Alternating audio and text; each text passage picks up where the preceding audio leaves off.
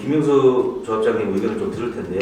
제가 작년까지 아주대학교 리모델링 연구단 하면서 국내 정말 많은 단지들의 현안들을 다루고 또 같이 토론도 하고 전문가분들 모시고 같이 대안도 마련하고 했습니다.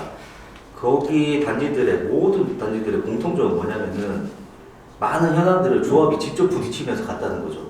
그러다 보니까 리스크도 굉장히 많고. 근데 오늘 센텀 41 리모델 세미나는 이런 현안들을 사전에 저희가 검토를 했기 때문에 지금 보이지는 않지만 향후 리모델 사업을 한다면은 기존에 추진했던 단지들보다는 훨씬 더 빠른 사업 추진이 가능할 걸로 저희는 추정하고 있습니다. 이런 부분들을 좀 참고해서 김영수 조합장이 현재까지 어떻게 리모델 사업을 추진하셨고 센텀 41이 리모델링 사업을 추진할 때 어떤 부분들을 좀 중점적으로 참고를 해야 되는지 좀 의견을 좀 부탁드리겠습니다. 네, 고맙습니다. 센텀 센트빌 소유주 여러분 안녕하세요. 이렇게 많은 전문가들이 이렇게 모여서 센텀 센트빌 아파트 미래를 위해서 검토를 하니 정말 선택받은 단지가 아닌가 합니다. 그리고 한편으로 많이 부럽습니다. 저희는 한 7, 8년 전부터 조합을 설립해서 이렇게 사업을 했고요. 현재 착공에 이뤄서 진행되고 있는데 당시에는 이런 어떤 세미나나 토론회나 자료들이 거의 없었던 것 같아요. 근데 이제 그동안 저희들이 좀 많이 준비하고 관련 업계나 이제 건설 업계에서 노력을 많이 해주시고 또 법과 체계가 잡히면서 이런 자리까지 오게 된 것 같습니다. 그래서 여러분은 다시 한번 말씀드리지만 이런 정보와 자료를 쉽게 얻을 수 있다는 것마저도 상당히 좋은 기회가 된 것 같고요. 저희 단지 상황을 좀 몇 가지 말씀드리겠습니다. 현재 저희 단지는 분당에 있는 느티마을 3단지고요. 770세대를 873세대로 증축하는 리모델링을 진행하고 있습니다. 현재 포스코 ENC를 시공사로 선정하였고 23년도, 즉 작년에 착공을 해서 현재 공사가 한참 진행 중에 있습니다. 현재 우리 느티마을은 입주가 95년도였기 때문에 현재 29년차 아파트고요. 흔히들 요즘 재개발, 재건축 많이 이야기가 나오고 있는데 30년이 되면 안전진단도 면제해준다, 재건축을 바로 할 수 있다 그러는데요. 거꾸로 생각해 보시면 됩니다. 지금 수많은 단지들이 재건축을 바로 못하고 있는 거 각계 전문가님들이 다 얘기해 주셨고 아까 토론 패널들이 발제도 해주셨잖아요. 그거에 대한 부분은 충분히 이해가 되셨을 거라고 생각하고요. 그러면은 왜 우리 센텀 센시빌이 리모델링을 해야 되느냐, 저희 단지하고 비교해서 간단히 말씀 좀 드리겠습니다. 지금 여기 단지는 아마 입주한 지 20년 정도 지난 것 같아요.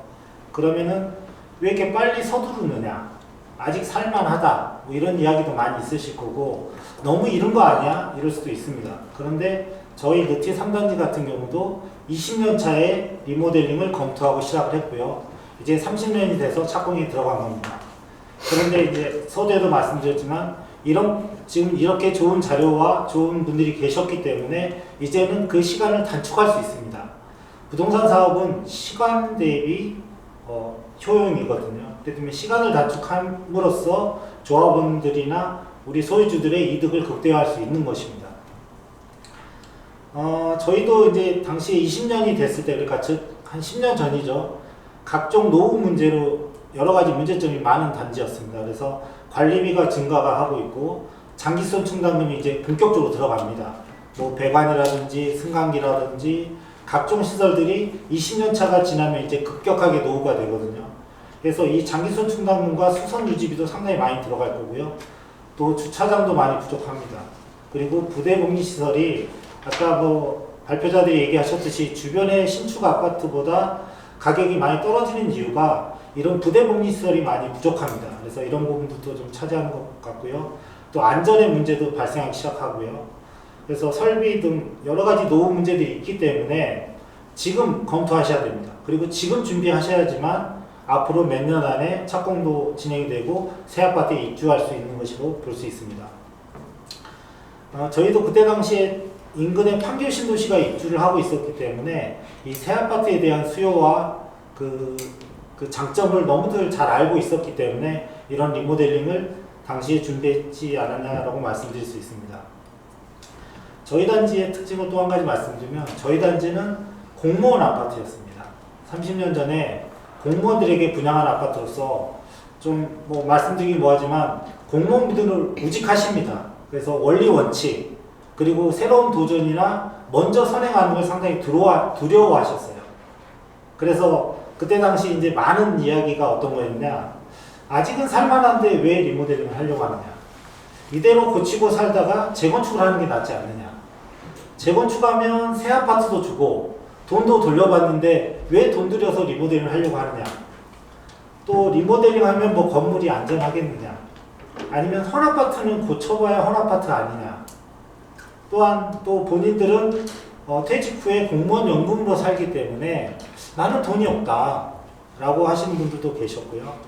또 조합사업에 대한 투명성이 보장되지 않느냐, 이거 너희들이 해먹으려고 하는 거 아니냐, 이런 말들도 좀 많았거든요. 그리고 또한 입주자 대표회의, 부녀회, 노인회, 뭐 자칭 지킴이라는 단체까지 만들어지면서 상당히 많은 갈등과 다툼이 있었습니다. 그 이유는 이러한 많이 리모델링에 대한 정보와 체계가 갖춰지지 않았기 때문에 겪었던 과정이었고요. 이런 과정을 우리 여기 지금 이제 센시빌 아파트는 거의 없을 거라고 저는 보여지거든요. 그래서 이제 리모델링을 추진하기 위해서는 이런 전문가들도 필요하지만 우리 추진하는 분들과 주민들, 소유주들의 실은 공부가 많이 필요합니다. 단기간에 이루어지지는 않습니다. 그렇지만 그런 어떤 공부와 토론과 상호 간의 의견이 많이 교차되다 보면은 방법을 찾거든요. 그러니까 너무 성급하게 생각을 하지 마시되 제대로 된 정보를 보시다 보면은 그런 시간이 단축될 겁니다. 그래서 오늘 자료들도 뭐 이 사업에 동의를 하셨거나 아니면 주저하고 계시거나 아니면 반대하시는 분들도 냉정하게 자료는 좀 보시고 의견을 들어보시고 또 내가 아는 만큼 반론을 할 수 있는 거거든요. 그래서 이런 과정들이 거치다 보면 내가 생각하는 한쪽에 단점만 있는 건 아니네, 일부 장점들도 꽤 많구나. 그래서 장점과 단점을 비교해 보시고 어느 재건축이나 재개발이나 리모델링이나 서로 대립하는 게 아닙니다. 어떤 여러 가지 방안 중에 한 가지고 그 중에 우리 단지에 가장 적합한 걸 하는 거지, 당연히 재건축이 좋죠. 재건축은 완전히 새로 짓기 때문에. 그런데 이 재건축을 과연 언제 할 수 있느냐, 얼마나 걸리느냐가 중요하거든요. 솔직히 뭐 쉽게 얘기해서 나 죽어서 뭐 재건축하면 뭐 할 겁니까? 내가 살아있을 때, 또 내가 이 아파트의 가치를 올려서 우리 가족이나 자녀분들에게 상속할 수 있는 중요한 재산의 가치를 높이는 것도 중요하거든요. 그래서 이제 이런 부분들이 좀 필요한 것 같고요. 당시에 저희가 우리 주민들이 또 반대를 하고 이해가 갔기 때문에 또 어떤 과정들을 거쳤냐면은, 여기 최근에 여기 강남 쪽에 그때 당시에 리모델링해서 입주한 아파트가 몇 개 있었습니다. 그래서 직접 버스를 대절해서 한번 가봤습니다. 그랬더니 깜짝 놀라시는 거예요. 주민들이 반대하시거나 주저하시는 분들은 그냥 인테리어만 하는 줄 알았었던 거예요. 리모델링 하니까. 그냥 도배장판 바꾸고 가구만 바꾸는 거 아니냐. 그랬는데 아까 뭐 자료도 봤지만 증축하고 새롭게 만들고 주차장 파고 뭐 편의시설, 부대공시설이 만들어지는 걸 보다 보니까 이거 리모델링도 신축하고 다를 게 없구나, 이런 발상의 전환이 됐거든요. 근데 요즘은 유튜브만 검색을 해봐도 리모델링 완공된 단지 동영상들이 많습니다. 한번 보시고 리모델링이 재건축에 비교해서 큰 차이가 없다라고 바로 아실 수 있을 거라고 저는 보여지고요. 그리고 또 이제 제가 또 경력 중에 과거에 직전에 성남 시의원을 했었습니다. 조합장이 왜 시의원이야 이러겠지만, 당시에 리모델링에 대해서 제도와 법적 장치와 시의 지원이 너무 없기 때문에 인허가권자인 성남시의 담당 공무원도 리모델링을 잘 몰라요. 이 정도로 좀 척박했거든요. 그때 당시 제가 시의원에 들어가서 도시건설위원을 하면서 성남시의 도시계획이라든지 어떤 발전계획, 각종 용역, 그리고 미래 계획들을 봤을 때 동시에 재건축, 재개발이 안 되는 거가 명확합니다. 그런데 어떤 정치인들이나 이거를 이용해서 선출을 받는 직들은 진실을 쉽게 얘기하지 않습니다. 모든 민원인들, 모든 주민들이 와서 우리 재건축 해주세요. 우리 재개발해주세요. 그러면요. 예, 검토하겠습니다. 예, 될 겁니다. 이런 희망 고문을 주고 있어요. 그런데 분당 같은 경우만 해도 30년이 이제 다 된 재건축을 할 수 있는 단지가 160개 단지가 넘습니다. 그러면 이 160개 단지가 어떻게 동시에 재건축을 하겠습니까? 그래서 지금 윤석열 정부 들어와서 선도지구, 시범지구를 지정해서 한 해에 뭐 2개, 3개 단지씩 지정하겠다라고 합니다. 그러면 한 해에 많이 지정해봐야 한 3개 단지인데 이 단지들이 전부 재건축을 하려면 순서를 세워도요 20년, 30년이 더 걸립니다. 이런 거에 대해서 좀 냉정하게 보시고 우리 센텀 센티빌 아파트가 이제 20년이 됐기 때문에 그런 부분도 현실적으로 좀 보셔야 될 것 같아요. 그래서 그렇게 되고 또 한 가지 부산에도 지금 우리 아파트 여기 아파트 외에도 노후된 아파트만 있는 게 아니라 재개발을 해야 되는 그 옛날 구도심들도 많이 있을 겁니다. 그러면 그런 단지들은 어떻게 하고 우리 단지에게만 특혜를 줘서 우리 단지만 특별하게 우리 단지만 재건축을 심지어는 현재 용적률이 뭐 380%인가요? 550%인가요? 그거를 넘어서 뭐 400%, 500%를 지을 수 있냐라는 것도 검토를 냉정하게 하셔야 됩니다. 이거 만약에 그런 식으로 용적률이 500%, 600% 짓게 되면은 엄청난 특혜 시비에 휘말릴 수가 있습니다. 왜 이 단지만 해주느냐. 그래서 이런 부분들도 잘 검토를 하시고요. 지금 또 뭐 재건축 1번지라고 하는 여의도는 50년이 됐습니다. 압구정이 47년 됐고요. 목동이 40년이 됐습니다. 잠실 주공아파트 39년 됐고요. 강남의 음마아파트 45년 됐습니다. 이런 현실들도 꼭 보셔야 됩니다. 그래서 희망 고문만 당하지 마시고 또 다른 대안이 있는지도 반드시 검토를 하셨으면 하는 말씀을 좀 드리고 싶고요. 부산의 경우에도 아마 재건축 시범단지 선정을 할 겁니다. 노후도시 특별법이 만들어졌기 때문에. 그러면 상식적으로 생각해 보십시오. 부산에도 40년, 50년 된 재개발, 재건축 지구가 많이 있을 겁니다. 그런 단지를 우선으로 선정을 할 수밖에 없고요. 우리 단지는 아마 쉽지 않을 겁니다. 또 한 가지, 재개발, 재건축을 하려면 2개, 3개 단지를 블록으로 묶어야 돼요. 근데 아까 이 단지의 배치도나 위치를 봤을 때 블록으로 묶어서 할 수 있는 단지가 또 없어요. 그래서 이런 부분들도 냉정하게 좀 검토를 해주셨으면 하는 말씀을 좀 드리고 싶었고요. 장점이 생각보다 또 많습니다. 그래서 제가 또 장점에 대해서 몇 가지 포인트를 좀 말씀드릴게요.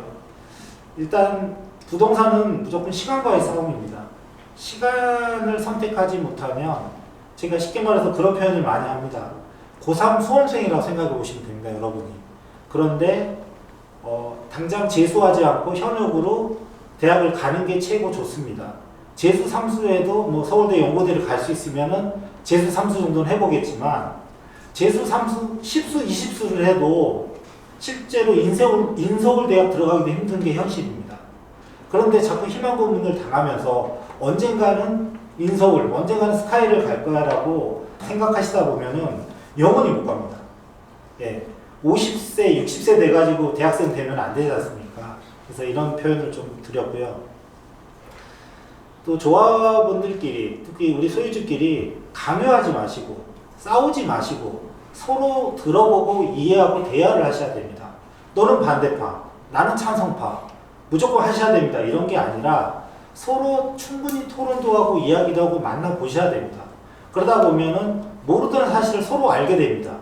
그리고 주저하거나 반대하시는 분들이 왜 반대하는지 근본적인 이유를 아셔야 돼요. 단순히 재건축이 좋아서 반대하는 것만은 아닙니다. 뭐 현실적인 분담금 문제, 나중에 내가 여기에서 나는 편하게 살고 싶은 문제, 노후 문제, 이런 현실적인 문제는 수면 아래에 있거든요. 그런 부분들에 대해서 공감대를 형성하는 게 매우 중요하거든요. 그래서 그렇게 주저하거나 반대하셨던 분들이 나중에 리모델링을 하고 실제로 사업이 진행되면 더 도와주시고 더 이해를 해주시는 경우가 많거든요. 그래서 이런 부분들이 필요하다. 그리고 또 재개발, 재건축을 하게 되면은 PF를 일으켜야 됩니다. 요즘 금융사정이 안 좋잖아요. 그런데 리모델링은 허브를 통한 이주비나 공사비 대출이 가능하기 때문에 시공사나 시행자 입장에서도 시행자가 조합이 되겠죠. 이 공사비 분담, 자금 조달에 대한 분담이 거의 없습니다. 이게 상당한 장점입니다. 그리고 리모델링은 멸실을 하지 않고 존치하고 하기 때문에 이 재산권에 대한 부분도 보존이 가능하고요. 실질적으로 거기에 따른 이득이 좀 많이 있습니다. 센텀 센티빌에 대한 리모델링 최적 단지에 대해서 제가 그냥 조합장으로서 검토한 것을 몇 가지 좀 말씀드리겠습니다. 센텀 센11은 세대수가 충분합니다. 그래서 800세대 규모이기 때문에 리모델링이 최적화되어 있는 단지라고 보시면 됩니다. 오히려 1000세대, 2000세대가 되면은 더 어렵습니다. 의견 조율도 힘들고 계획을 수립하기가 더 어렵고요. 또 센텀 센11은 천정고가 확보되어 있기 때문에 리모델링의 단점이라고 볼 수 있는 이 천정고 부분이 자연스럽게 해결이 될 겁니다. 또한 아까 계획을 봤는데 별동이나 신축으로 인한 기존 세대의 간섭이 거의 없습니다. 즉 무슨 이야기냐, 내가 내 집을 고쳐서 들어가는 거기 때문에 크게 불만이 없습니다. 그래서 이런 부분도 장점이 될 수 있고요. 단일 평형대로 되어 있기 때문에 의견 조율도 쉽고 사업 추진이 빠를 수 있습니다. 또 계획 중에 세대 구분형이나 임대형도 가능하고요. 일부 신축을 기준이나 아니면 일부 평형을 줄여서 분담금을 적게 낼 수 있는 계획도 가능한 걸로 알고 있습니다. 그래서 조합원님들이 일률적으로 모두 다 40평대로 바뀌는 게 아니라 나는 이제 은퇴해서 노인 세대 두 부분만 산다. 그럼 20평대로 과감하게 선택하셔도 됩니다. 그래서 저희 느티마을 3단지 같은 경우도 이런 분들, 은퇴하시거나 나는 큰 집이 필요 없는 세대들은 28평이 28평을 선택하셨거든요. 그분들은 도배정판비 2, 3천만 원으로 새 아파트를 받을 수가 있어요. 요즘 아마 센텀 센티빌도 리모델링 개인적으로 하는 세대를 좀 봤는데 아마 그 정도로 획기적으로 리모델링 개인적으로 본인 세대만 하게 되더라도 최소한 분담금이 뭐 1억, 2억이 들 겁니다. 근데 그거는 자기 집만 묻히는 거지 근본적으로 부대복리시설이나 뭐 주차장이나 내진 성능이나 단열 성능은 개선하지 못합니다. 그래서 이 리모델링, 그러니까 이런 증축형 리모델링을 함으로써 얻는 이점이 많다고 좀 말씀드릴 수가 있고요. 그럼에도 불구하고 나는 돈이 없어. 이런 세대들도 있지만 아까 허그를 통한 대출이 다 가능하고 또 리모델링을 해서 신축 아파트가 되면은 아까 주변의 아파트의 시세를 능가할 수가 있습니다. 그렇기 때문에 그 분담금 차액으로 분담금 내고도 돈이 남고요. 또 매매가도 1.5배, 2배가 오를 것이고 또 전세를 주셨던 분들은 동의율이 보통 높은데 그분들은 전세를 2배 이상 받을 수 있습니다. 그렇기 때문에 전세를 받아서 분담금을 내고도 남는 장사가 되는 게 이 리모델링 사업입니다. 그리고 또 한 가지 보시면 재건축을 하면 용적률을 올려준다는 어떤 환상이 있습니다. 올려주면 어떤 일이 벌어나는지 아세요? 기반시설이나 공공기여를 해야 됩니다. 여러분 단지에 만약에 1.5배, 2배의 세대수를 늘려줬다. 만약에 10년, 20년 기다려서 그러면 단지에 학교를 지어야 됩니다. 단지에 임대주택 지어야 되고요. 단지에 청년주택 같은 걸 지어야 됩니다. 또 단지에 공원으로 기부 체납을 해야 돼요. 심지어는 초과이익이 발생하면 초과이익 환수제까지 걸립니다. 남는 게 없어요. 오히려 리모델링은 그런 부분에 대해서 상당히 아직까지 자유롭기 때문에 그런 이점을 최대한 활용하시라고 말씀을 드리고 싶고요. 저희 느티 3단지도 그런 재건축에서 발생하는 추가적인 분담금이나 초과이익이나 공공기여가 실질적으로는 없습니다. 이게 상당한 리모델링의 장점이 될 거라고 말씀드릴 수가 있고요. 또 보니까 아마 단지 앞으로 기차가 지나다니는 걸로 보였는데요. 이런 소음 문제도 좀 있을 겁니다. 이런 부분은 단열재나 창호 등의 성능을 개량함으로써 이런 소음 문제도 획기적으로 줄일 수가 있어 보이더라고요. 그리고 또 한 가지 이 리모델링은 또 장점이 공사 중에도 보유 기간으로 카운터가 되기 때문에 장기 보유에 따른 나중에 양도세 공제도 가능합니다. 또 공사비에 대해서만 취등록세를 내기 때문에 이 냈던 취등록세도 나중에 양도세에서 공제가 가능하세요. 그렇기 때문에 이런 부분들도 상당히 장점이다 라고 말씀드릴 수가 있습니다. 이제 뭐 마무리를 하겠습니다. 그래서 리모델링은 이 조합원 간의 이해를 공유하면서 또 신속하게 추진이 돼야 되고요. 각자의 재산권이기 때문에 존중을 하십시오, 먼저. 그래서 우리 나중에 다 입주해서 같이 살 입주민이고 한 주민이기 때문에 절대 그 나쁜 얘기들 하지 마시고 상대방을 이해하고 이야기를 들어주셨으면 하고요. 미래지향적으로 발전적인 방향으로 생각을 하시면 됩니다. 이 아파트라는 게 대한민국에서는 가장 큰 재산 중에 하나입니다. 전 재산이죠. 이거를 어떻게 잘 가꾸고 어떻게 변화하고 계획하냐에 따라서 여러분의 재산이 증식이 될 수도 있고 더 마이너스가 될 수도 있습니다. 그런데 아파트가 신축해서 10년이 넘어가면 가격이 떨어지기 시작하거든요. 네. 근데 20년이 됐잖아요. 이제 본격적으로 떨어질 수밖에 없습니다. 왜냐? 신축 아파트에 비해서 그 메리트가 다 떨어졌거든요. 이때 리모델링을 통한 다시 한번 재도약, 재점포를 해야 된다고 저는 보여지고요. 그리고 또 한 가지 말씀드리면 지금 현재 우리 아파트가 20년 정도 된 소나타라고 제가 비교를 해볼게요. 뭐 물론 잘 굴러는 가죠. 그런데 최근에 차들 어떻습니까? 최첨단 기능의 안전장치에 에너지 효율도 좋고 연비도 좋고 이런 게 뭐 제네시스나 벤츠 이런 차들이 많이 나오잖아요. 그렇기 때문에 과거 20년 전에는 가장 좋은 아파트였고 좋은 차였지만 20년이 지나면 물리적으로 한계가 있거든요. 그래서 이런 거를 이번 기회에 자동차라고 생각하시고 리모델링을 통해서 최소한 뭐 제네시스급, 벤츠급으로 확 바꿀 수 있는 게 리모델링입니다. 그래서 여러분들이 합심하셔서 저희 선행단지들에게 많이 물어보시고 또 장점이 뭐냐, 단점이 뭐냐 확인하시고 사업을 좀 적극적으로 추진하시면 여러분의 재산이 증식이 되고요. 이 증식된 재산을 자녀분들에게도 또 물려줄 수 있는 큰 중요한 포인트가 될 것 같습니다. 마지막으로 이런 자리를 마련해 주셔서 다시 한번 감사드립니다.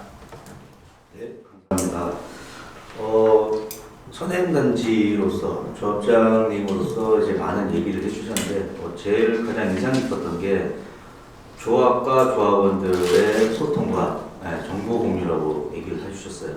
저희 금일 개최된 세미나가 그 취지입니다. 저희가 조합원들이 이제 리모델링에 대한 인식도 많이 저조하고 수도권도 아닌 지역이기 때문에 그리고 현재 뭐 계획안이나 뭐 이런 것들이 나왔음에도 불구하고 아직까지 입주민들이 그런 내용들도 전혀 공유도 안 되고 있는 이런 상황들도 많이 있습니다.